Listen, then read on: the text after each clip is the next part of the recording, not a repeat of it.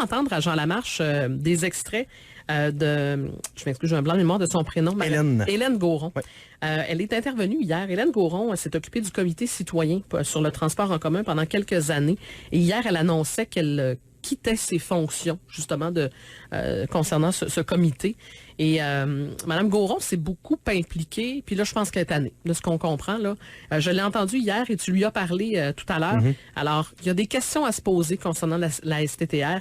Et Mme Gauron, je vais vous faire entendre les extraits et je vais faire entendre ces extraits-là à Jean Lamarche dans quelques instants. Tu commences par quoi? Et là, ça sera à l'autre mandat.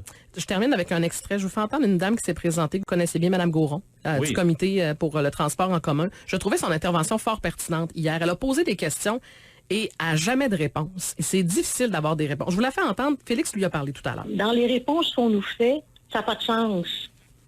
Ça n'a pas de sens. Quand on lui a fait la réponse, on va regarder la fiabilité de votre demande. Voyons donc. La fiabilité de votre demande, il demande simplement de mettre le guide horaire dans l'abribus.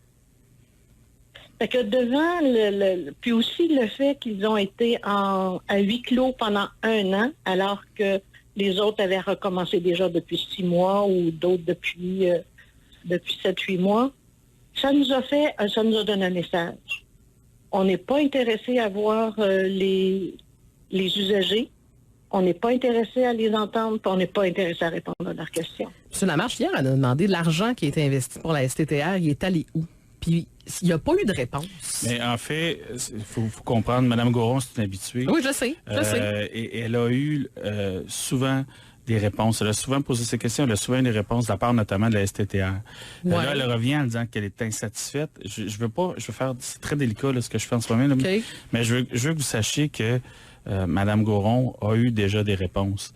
Visiblement, elle n'a peut-être pas eu toutes ces réponses. Ou peut-être qu'elle n'a pas été en mesure de bien les entendre. Mais la question, l'argent, il est allé où? Parce que c'est pas vrai que tout va bien. Moi, c'est pas ce que j'entends. Vous avez raison. J'entendais M. Montreuil à l'entendre parler, tout allait bien dans le meilleur des mondes. Moi, c'est pas ce que j'entends. Vous avez raison, puis il faut continuer à travailler avec la STTR. Puis en ce moment, il faut se questionner. J'en parlais justement il n'y a pas si longtemps avec le maire de Québec, Bruno Marchand. Il va falloir voir non pas la STTR comme une finalité, mais comme un moyen d'atteindre un but. Je suis d'accord. Puis c'est un peu ça, là. On a souvent penser la STTR comme on va mettre de l'argent dans la STTR, fait qu'on va régler le problème du transport, on va régler le problème des GS. C'est pas juste ça. Non, c'est ça. Fait qu'il va y avoir une vision plus globale.